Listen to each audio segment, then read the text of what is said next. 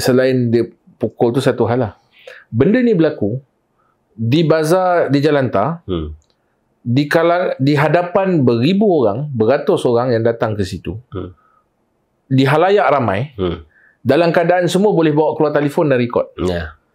Apa berlaku kalau penguatkuasa ni ada di dalam lorong-lorong gelap dekat belakang-belakang bangunan Kuala Lumpur ni, dia dapat tangkap orang tengah buat salah, dia buat apa? Betul. Maknanya to certain degree psikologi mereka ni, I'm the law. Bukan undang-undang di BKL tu the law. I'm the law. Maksudnya siapa-siapa saja boleh kena. Boleh kena, dan itu dalam keadaan halayak. Itu dirakam dalam keadaan halayak. Mana mereka punya psikologi, tak apa, aku belasah je ni depan semua orang. Berapa banyak lagi yang tak terakam kan? Soal mangsa. Mangsa kezaliman di mana kemanusiaan kita. Kita tak guna sebut Gaza itu ini apa semua, Palestin apa semua. Tapi kita punya penguatkuasa kat sini belasah orang jual belon sampai macam tu. Oh, ramai yang sindik. Oh, ramai yang sindik. Oh, ramai yang sindik. Oh, ramai yang sindik. Ramai yang sindik. Ramai yang sindik. Oh, ramai yang sindik. Ramai yang sindik. Ramai yang sindik. Assalamualaikum warahmatullahi wabarakatuh. Ramai yang sindir edisi lepas raya. Banyak orang lemang. Oh, Alhamdulillah. Jadi malam ni ramai yang sindir edisi selepas raya. Raya ini kita jangkakan macam tenang. Rupanya macam-macam isu. Betul. Ramai yang sindir. Yang pertama orang sindir pasal Abang Belon. Orang kata Abang Belon kena kena tindakan yang ganas oleh penguatkuasa, kan? Padahal dia jual belonnya bukan jual dadah pun, kan? Tu satu. Lepas tu tiba-tiba keluar rekod jenayah Abang Belon. Siapa je yang simpan rekod jenayah abang ni, kan? Kalau bukan pihak berkuasa. So ramai yang sindir apa? Sindir kerajaan sekarang lah. Ada pula hero. Kawan Nabilah tu, Dr. Akmal, Ketua Pemuda UMNO Malaysia. Dia lupa dia dalam kerajaan. Dia nak saman balik kerajaan. Dia nak bayar peguam apa semua. Apa cerita tu, Nabi? Dia ni jadi sebelum raya lah, kan? Sebelum bulan puasa. 2 hari sebelum raya. 2 hari. Berapa hari sebelum raya. Di Jalantar. Abang Belon, apa yang berlaku viral. Dia start viral lah satu video melibatkan kita tak sebut nama lah, Abang Belon je senang. Belon senang. Namanya Zaim. Seorang Zaim yang mana dia ni sebenarnya menjual bukanlah menjual secara tetap, tapi saya difahamkan dia jual bergerak lah. Dan dia sebenarnya KD tau. KD? Dia KD KLGCC. Oh ya. Cuma dia ada hernia, dia satu bulan puasa tak ramai orang. Tak ramai orang. Dia jual belon. Saya tak tahu kenapa sepanjang bulan puasa ni, bila Datuk pun ada turun ke bazar Ramadan, saya pun turun ke bazar Ramadan. Saya tengok kali ni puasa di kalangan komuniti peniaga ni ada banyak yang mengeluh. Daripada awal. Daripada sebelum 1 Ramadan. Kos meningkat, isu tapak meniaga, isu kartel, kemudian isu respon daripada pembeli yang agak kurang pada kali ini. Back to back. Lepas tu dan ada beberapa sebelum rentetan kes Abang Belon ni adalah beberapa isu penguatkuasaan yang viral juga. Pakcik petai. Kemudian abang jual air mineral kat Dataran Merdeka. Yang gigit tangan tu. Ada katanya orang PKR yang gigit tangan. Jadi ada beberapa isu, tetapi yang bukanlah epic, mana yang paling memuncaknya, climax dia adalah kes Abang Belon ni. Bila kita tengok video tu, saya mula ingatkan bergaduh di antara Samsing dengan tak tahu peniaga dengan peniaga bergaduh. Rupa bila diberi caption apa semua, rupanya penguatkuasa di BKL yang tidak berpakaian uniform, baju preman. Dan memukul. Dia bukan takat pukul, dia membelasah. Dia lanyak lah. WWE. Dia cekak, dia lanyak lah. Lanyak Abang Belon ni. Saya macam ni lah. Apa pun dalam, Datuk pernah duduk dalam kerajaan, saya pernah duduk dalam kerajaan. Bukan setakat kerajaan, saya duduk dalam DBKL tak? Pernah dah duduk dalam BKL. Datuk banyak jawatan. Jadi kerajaan dulu. Dan saya sendiri sebelum politik, saya bekerja kerajaan. Saya kerja sebagai doktor perubatan dan hospital kerajaan. Tapi YB parti derita. Kita ni pegawai kerajaan, kita ada general order kita, peraturan am kita. Dan kita ada tahap-tahap professionalism kita. Yang perlu kita maintain. Saya faham dalam nak melaksanakan tugas, terutamanya dalam keadaan mungkin tegang, waktu dah nak raya, orang ramai dan sebagainya, nak kontrol crowd, nak kontrol peniaga. Kalau kita tengok tempat-tempat lain lah, kita ambil negara maju lah, kalau ada isu seperti ini, yang mana peniaga seperti ini yang tidak, atau sesiapa lah yang tak nak ikut peraturan dan sebagainya, dia akan ada prosedur dia, ada code of conduct dia. Saya tak faham di BKL penguatkuasa ni pakai code of conduct yang mana. Saya bukan nak criticize di BKL kaki tangan awam keseluruhannya. Saya tak percaya kaki tangan awam nak buat begini. Dan adakah mereka bertindak itu, mereka sedar bahawa mereka bertindak sebenarnya hakikat yang kita kena terima melampaui daripada batas tugas mereka. Melampaui SOP dia. SOP mereka. Dan pada saya, kalau sekarang lah saya jadi orang yang boleh bertanya kepada penguatkuasa yang membelasah dan melanyak Abang Belon tu, worth it ke? Betul. Berbaloi ke nak pukul orang ni kerana jual belon? Saya faham kalau contoh dia buka tapak, dia peluk kemah dia tak nak bagi runtuh, tak nak dirampas. Dia peluk kemah dia. Jadi awak tarik dia, bergelut kerana nak tarik dia supaya kita boleh rampas kemah tu. Okey lah, itu kita boleh terima. Itu pun saya rasa tak patut. Itu pun saya rasa tak patut. Masih tak patut. Tetapi yang ini, dia belon. Belon je kot. Belon. Kalau kata tak nak bagi sangat berniaga, ambil lah pin tu. Itu pun sebenarnya tak boleh. Zalim kan tu. Itu pun tak boleh. Dan kalau kita tengok dalam kes ini, Zaim ni, saudara Abang Belon kita ni, dalam waktu dia kena lanyak tu, yang saya sedih lah, saya sedikit sedih. Saya tak tahu orang perasan ke tak perasan dalam video tu. Waktu dia kena lanyak tu, belon tu kan gas apa benda dah? Nitrogen helium ke apa kan? Dia tak lepas belon tu. Betul. Maknanya inilah punca pendapatan dia yang ada pada ketika itu.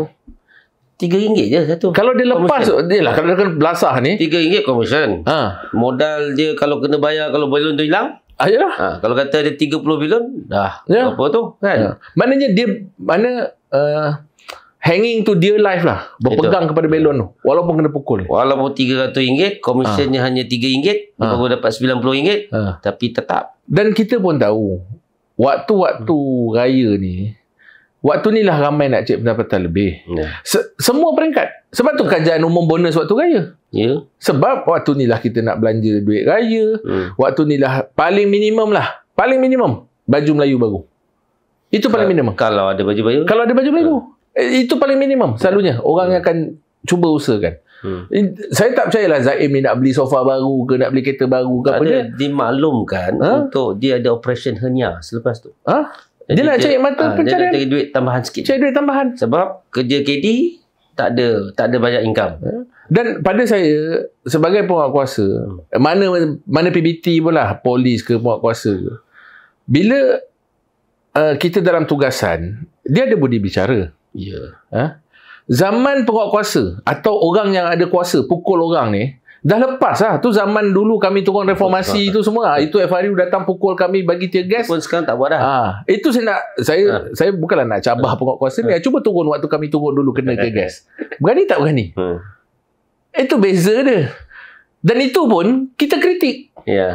Kita kritik. Dan saya tak faham kenapa sekarang PMX seolah-olah kata jangan nak ributkan isu ni. Bukan masalah nak ributkan. Kita ni dah tahun 2025. Betul. Kenapa benda ni masih berlaku di saat PMX itu, Perdana Menteri, yang dulu pernah kena belasah dalam penjara, yang kata, saya duduk penjara supaya saya takkan jadi zalim macam ni. Kenapa sampai hari ni kita tak dengar apa-apa tindakan terhadap penguatkuasa ni? Dia sendiri dah lupa apa yang berlaku dulu. Sebab pada saya, ini, saya bukan ada personal vendetta atau marah pada penguatkuasa yang ini. Tetapi ini harus menjadi pengajaran kepada orang lain. Tapi sebenarnya dia bukan isu penguatkuasa itu 100%. Macam YB sebut tadi Pertama, isu ini berkaitan dengan daripada awalnya Bazar Ramadan. Rasa tak puas hati Bazar Ramadan dulu. Bazar Ramadan. Bazar Raya kan. Dia ceritanya rasa tak puas hati tu dah bermula daripada situ. Jadi peniaga-peniaga yang bawah tu satu hal dah. Kemudian dulu persatuan yang dapatkan selesaikan masalah dia orang. Sekarang tak. Bukan persatuan. Sekarang dipanggil kartel-kartel. Masih bayar juga kan. Tapi masalah tak selesai. Mereka kena pergi sampai di BKL nak kena selesaikan masalah personal masing-masing. Padahal dulu persatuan handle semua kan. Rasa marah dah ni Kemudian yang minta tak dapat pun marah juga. Dan mereka ni antara yang awal-awal diusir ni. Tu yang cerita air mineral dan cerita gigit tangan apa semua kan. Perasaan marah tu dah ada. Ada pula ribut, tambah lagi marah kan. Kemudian sale pun tak berapa kan? Sekarang ni keadaan pendapatan kecewa juga sikit kan. Dan pada waktu yang sama dia orang pula benda ni ada buku dalam ni. Dia orang lihat macam mana peniaga-peniaga bukan warga Malaysia ataupun kaum lain yang boleh berniaga macam tak ada apa-apa je. Walaupun melakukan kesalahan kan. Tambah lagi marah. Kemudian tiba-tiba kes macam Abang Belon. Macam Wabi sebut tadi lah. Abang Belon ni dia berjalan. Tapaknya di mana? Dia nak ambil sisi di mana? Dan tiba-tiba kita tak salahkan penguatkuasa kalau dia ikut prosedur. Misalnya lah kata okey lah berapa belon? 30 belon. Komisen berapa? Komisen baru RM30 tak? Lepas tu RM3 satu belon. RM3 satu belon. So paling kurang pun berapa nak denda? Lari orang tak? Lari kan? Tapi itu pun masih tidak justify sebab dia bawa belon tu rata-rata dia bukan ada tapak. Yang kedua, kenapa? Dan saya rasa dia tak mengganggu lalu lintas pun. Tak mengganggu pun kan. Bawa je pun kan. Dan ada seorang influencer bagi tahu sebenarnya jual belon ni bukan laku pun dalam raya ni. Ini untuk budak-budak nak bagi senyap. Ada orang infak je pun. Kan? Jadi ada orang infak saja kan. Jadi bukanlah satu benda yang terlalu mengganggu. Bukan jual dadah pun. Jual belon je pun. Dia macam nak jual dadah tu terlampau ekstrim lah. Maksudnya dia tak jual kuih raya. Dia tak jual baju jubah raya. Dia tak jual baju raya. Dia tak jual kopiah. Dia tak jual songkok. Dia tak jual benda yang orang berniaga situ terjejas, ambil lesen. Betul. Dan terjejas. Tak ada. Dia hanya jual belon. Dan apa justifikasi sampai nak kena struggle, kena gustikan dia macam tu sekali. Memang even hatta kalau kata contoh Abang Belon tu orang ajar lah contoh biadab ke dia maki balik ke, memang tugas penguatkuasa awak dibayar gaji untuk terima maki. Itu hakikat dia. Ada macam peraturan Doremi tu. Jadi memang itu part of parcel kena tugas. Tahan provokasi. Kena tahan. Sebab tu kita ada code of conduct, kita ada code for professionalism. Yang saya pelik sekarang ni ialah dalam kes ni, ini kes pukul. Ada section Akta Kanun Keseksaan yang kita boleh pakai. Tetapi kenapa sampai sekarang tak ada? Sampai mengakibatkan kecederaan. Orang tu ialah Abang Belon tu kita simpati lah. Dalam keadaan dia dah memang ada sakit. Kemudian dia nak tambah duit sikit, nak ni. Now dia dah ada fracture pula. Dia punya tulang tu dah fracture. Dia pakai brace tu. Adalah saya tengok beberapa geng-geng Walanon ni lah. Yang komen bila saya tengok di TikTok, komen ini berlakon apa semua. Saya naklah sebut tapi nanti bunyi macam jahat. Kita pun pernah tengok ada orang tu dekat dalam penjara dia pakai brace tu. Pakai tengkuk, brace tu, pakai wheelchair. Tapi saya tak sampai hati nak kata tu berlakon. Saya anggap okey tak apa, kita take face value dia sakit. I mean, ini ke level saya berterupa. Tapi kejahatan Walanon ni daripada awal tau. Malam tu lagi sebenarnya dia dah tukar gambar Abang Belon ni jadi muka Bangla tau. Jadi dia timbulkan konon-kononnya sebenarnya Abang Belon ni bukan warga negara. Tunjuk gambar Bangla, sebarkan. Lepas tu dia bagi tahu yang Abang Belon ni jual belon mahal, paksa orang beli. Kemudian Abang Belon ni terlibat dengan sindiket kan. Jadi kerja menyalahkan. Ada satu tu saya kata gas tu takut nanti mudah terbakar. Ada juga saya baca tu. Ada juga. Tak ada lesen mengasari penguat kuasa. Padahal kita nampak dia pegang belon kan. Jadi semua kerja-kerja untuk mengkarakter assassinate Abang Belon tu telah berlaku malam tu juga oleh para walanan. Ya.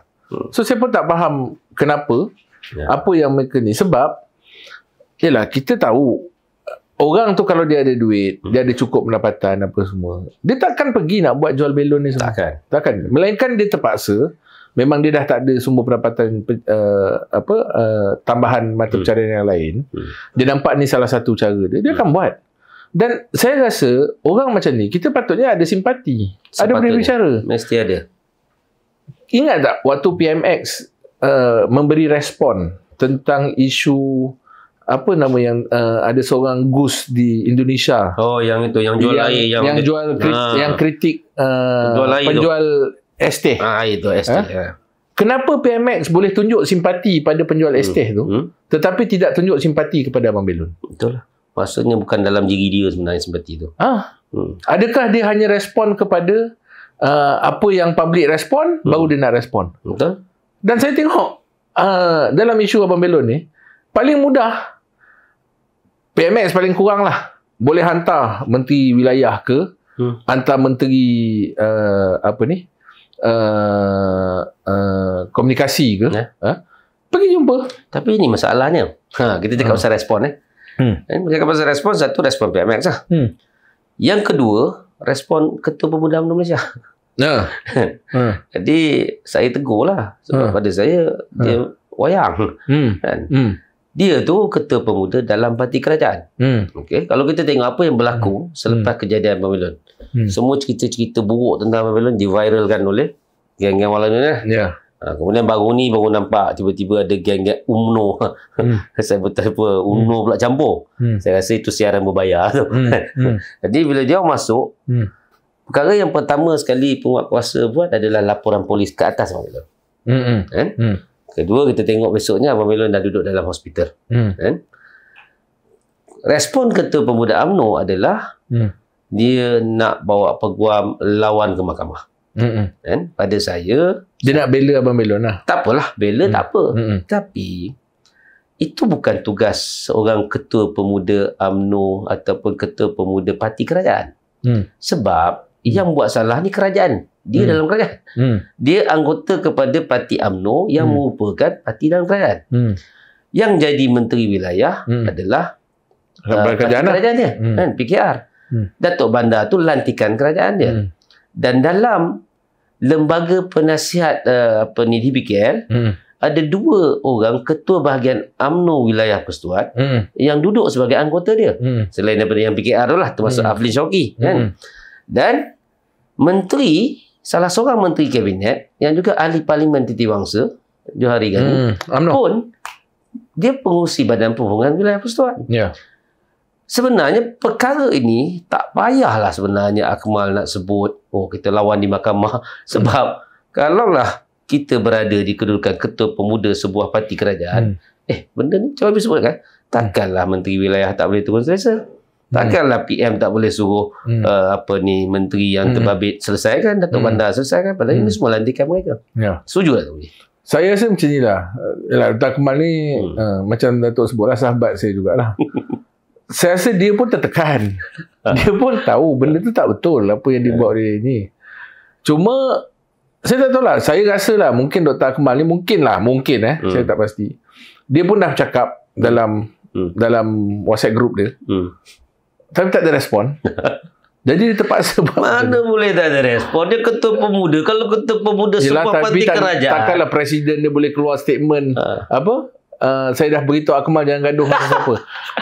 Saya pun tak faham. Sepatutnya sebagai presiden dia ada ketua pemuda macam ni yang yelah, kita kena terima kat lah. Saya rasa dalam certain perkara Dr. Akmal dia respon kepada isu rakyat, isu apa ni. Dia cuba nak tunjuk portray diri dia sebagai seorang yang membela masalah Marhain.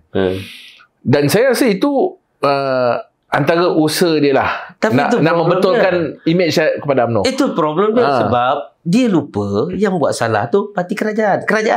Jadi dia dalam parti kerajaan. Kita sebab tu geng-geng PH ni dia orang cakap Dr. Akmal ni lebih PN daripada PN. Betul, saya tanya dia orang. Dia orang kata dia orang memang anggap begitu. Sebab itu pada saya itu bayang.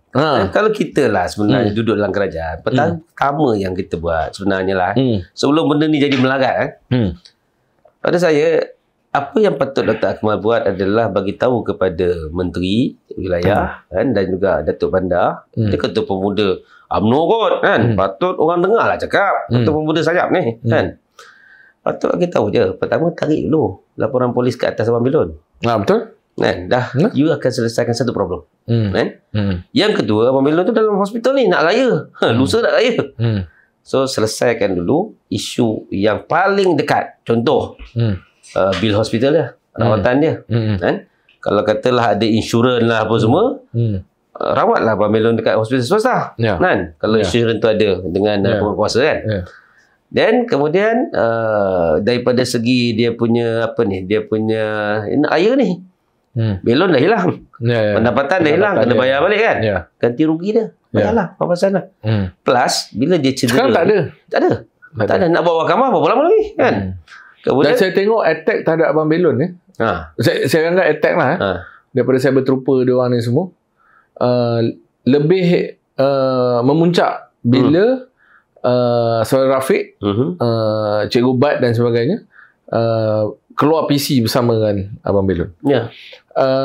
Saya sebenarnya tak nak tengok sangat benda ni dari segi soal politik, kerana akhirnya ni soal, kalau kita sebut tata kelola ni part of it lah, governance. Actually first soal mangsa, mangsa kezaliman, di mana kemanusiaan kita tak guna sebut Gaza itu ini apa semua, Palestin apa semua. Tapi kita punya penguasa kat sini, belasah orang jual belon sampai macam tu. Mana bila satu benda berlaku macam ni, mana tindakan untuk apa kita panggil deterrence? Maknanya nak memberitahu pada penguasa apa yang awak buat ni salah, pertama. Keduanya, nak memberi pengajaran kepada penguasa yang lain, bahawa ini bukan code of conduct atau professionalism yang betul. Betul. Paling minimum macam Datuk sebut dia, betul, tulis saman. Atau paling kuat lah, tak nak tulis saman pun, awak kerja penguasa, awak boleh claim OT, awak duduk sebelah Abang Belon tu, jangan bagi orang datang beli. Betul. Tapi jangan usik dia. Itu pun tak kena kan. Itu pun tak kena. Walaupun okey lah, itulah boleh buat kan. Tapi macam habis sebut tadi kan, sebenarnya pertama yang mereka perlu, sebenarnya 2 orang je yang berdiri ni. 2 atau 3 orang lah Yang lain-lain yang berpakaian uniform, saya ingat dia mengawal keadaan saja. Dia tak terlibat kan. Jadi sebenarnya yang melangkaui SOP ataupun prosedur hanya 3 orang je. So perlu ada satu tindakan yang tegas yang bagi tahu bahawa ini bukan cara penguatkuasa yang diperlukan. Dan sekarang tu yang saya lebih risau selain dia pukul tu, satu hal lah. Benda ni berlaku di bazar di Jalantar, di hadapan beribu orang, beratus orang yang datang ke situ, di halayak ramai, dalam keadaan semua boleh bawa keluar telefon dan rekod. Apa berlaku kalau penguatkuasa ni ada di dalam lorong-lorong gelap dekat belakang-belakang bangunan Kuala Lumpur ni, dia dapat tangkap orang tengah buat salah, dia buat apa? Betul. Maknanya to certain degree, psikologi mereka ni, I'm the law. Bukan undang-undang di BKL tu the law. I'm the law. Maksudnya siapa-siapa saja boleh kena. Boleh kena, dan itu dalam keadaan halayak. Itu dirakam dalam keadaan halayak. Mana mereka punya psikologi, tak apa, aku belasah je ni depan semua orang. Berapa banyak lagi yang tak terakam kan. Betul. So jadi this is not satu insiden saja. Sebenarnya benda ni perlu ada pemantauan. Saya harap Datuk Bandar, saya kenal Datuk Bandar ni. Dulu Datuk Bandar ni dia pernah jadi Datuk Bandar di Penang, di kawasan saya. Datuk Maimunah, saya rasa dia perlu, dia pun tak sampai setahun, saya ingat baru jadi Datuk Bandar KL. Saya rasa dia perlu buat internal inquiry. Betul. Dan melihat kepada SOP penguatkuasa-penguatkuasa ni. Sebab yang dah berlaku pada Abang Belon ni, dia tak seharus stop hanya pada soal Abang Belon patah tulang tak patah tulang. Bukan itu. Ya, betul. It's a more systemic issue. Ya. Dan benda ni boleh berulang dan akan berlaku lebih teruk lagi kalau tidak ada deterrence dibuat pada sekarang. Betul. Tidak ada usaha untuk menyekat daripada perkara ini berulang lagi sekali. Dia soal banyak tu. Soal bazar, pengurusan bazar. Bazar Ramadan, bazar raya. Pengurusan penjaja. Kemudian pengurusan SOP penguat kuasa. Yang keempat, kes yang berlaku sekarang ni, macam mana kita nak handle isu spesifik kepada Abang Belon ni. Sebab itu macam saya letak harapan ni pada Datuk Maimunah je lah. Sebab kalau letak pada Datuk Dr. Zaliha, saya tak nampak dia mampu buat lah. Ya, YB lebih kenal dia lah. Saya tak nampak. Waktu dia Menteri Kesihatan pun saya tak nampak. Sekarang dah jadi Menteri Wilayah, just as a token punya punya jawatan sebab nak alih daripada Menteri Kesihatan. Saya tak nampak dia akan mampu untuk selesaikan benda ni lah. So saya letak harapan pada Datuk Bandar untuk selesaikan benda ni. Nak letak harapan pada ahli-ahli politik yang lain yang dalam kajian sekarang memang dah tak ada harapan lah. Tak nampak pun. Tak nampak lah. Tapi itulah YB. Isu dia sekarang ni, okeylah, isu lain tu satu yang perlu dia buat secara sistemik jangka panjang sekarang. Tapi isu yang paling utama sekarang ni Abang Belon ni. Jadi saya rasa kena ada cara yang cepat. Tak perlu pergi mahkamah pun sebenarnya, kan? Sebenarnya benda ni boleh diselesaikan dengan mudah kalau orang faham macam mana nak bekerja dalam kerajaan. Sebab tu saya kata mulakan dengan tarik dulu report, kan? Jadi investigation yang mengarut ni dah tak perlu dah. Jadi dia akan tutup terus public polemik, kan? Benda-benda tutup. Rekod-rekod lampau dia pun tak ada kena-mengena. Tak ada kena-mengena pun, kan? Tak justify pun. PMX pun banyak rekod lampau, dia tak bersoal pun. Itu confirm lah, kan? Yang kedua, saya rasa pampasan ganti rugi tu kena buat. Yang ketiga yang YB sebut tadi lah, maksudnya tindakan kena dibuat ke atas penguat kuasa, kan? Dan saya rasa perlu ada aspek kebajikan. Tengok balik semula Abang Belon tak ada lesen, bagilah lesen. Abang Belon tak ada tapak berniaga, bagilah tapak berniaga. Dan saya bukan Abang Belon seorang je yang tak ada lesen. Dari segi jual belon ni, saya tak rasa dia seorang je tak ada. Ramai. Jadi mesti ada punca di mana-mana. Jadi ada penyelesaian jangka pendek, ada penyelesaian jangka panjang, dan sebenarnya tak perlu buat mahkamah pun. Ini yang problemnya, masalah kawan YB tu Dr. Akmal tak faham. Jadi tunggu kita jadi kerajaan, kita tunjukkan pada mereka macam mana nak selesaikan masalah tanpa banyak problem. Ramai yang sindir. Ada cakap lagi? Okay. Ramai yang sindir. Pertama, sindir Dr. Zaliha, Menteri Wilayah, tak apa peranan dia.